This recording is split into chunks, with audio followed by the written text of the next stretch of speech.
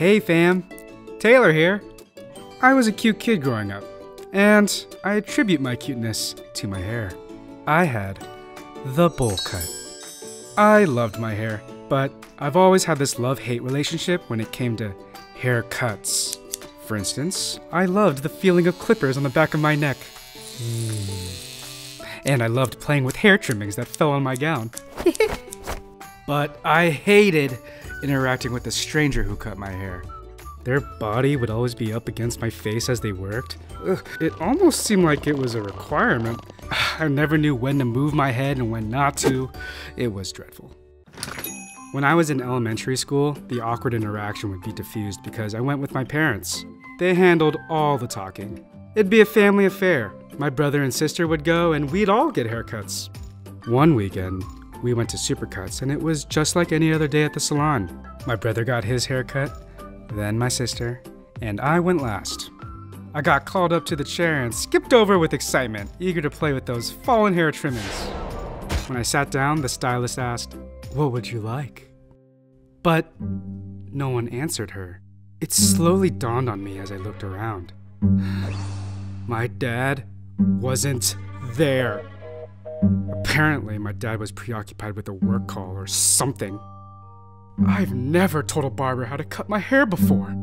I had to deal with this on my own. The problem was, haircut terminology was like a foreign language to me.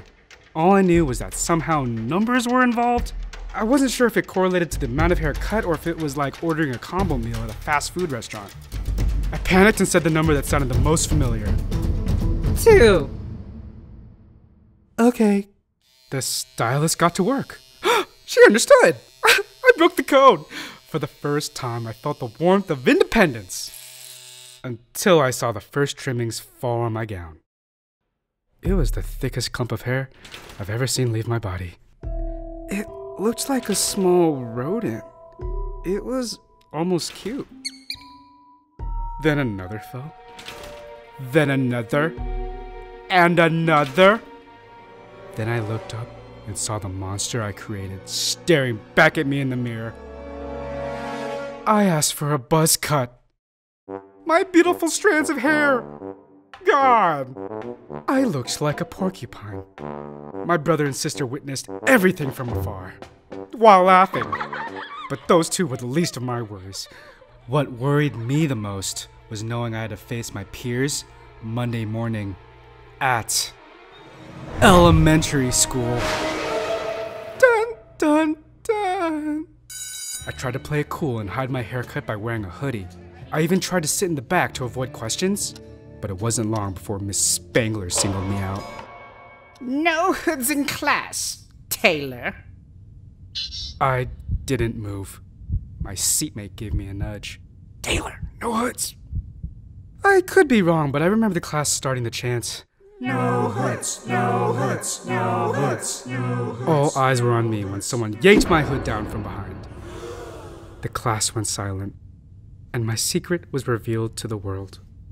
People laughed and touched my fuzzy head. All day. During that time, my parents worked late, and my siblings and I would go to after-school daycare. That afternoon, I sat outside by myself and sulked as the cold wind flowed through my prickly hair. One of the daycare volunteers walked over and sat down next to me. It was Pamela. She was so cool.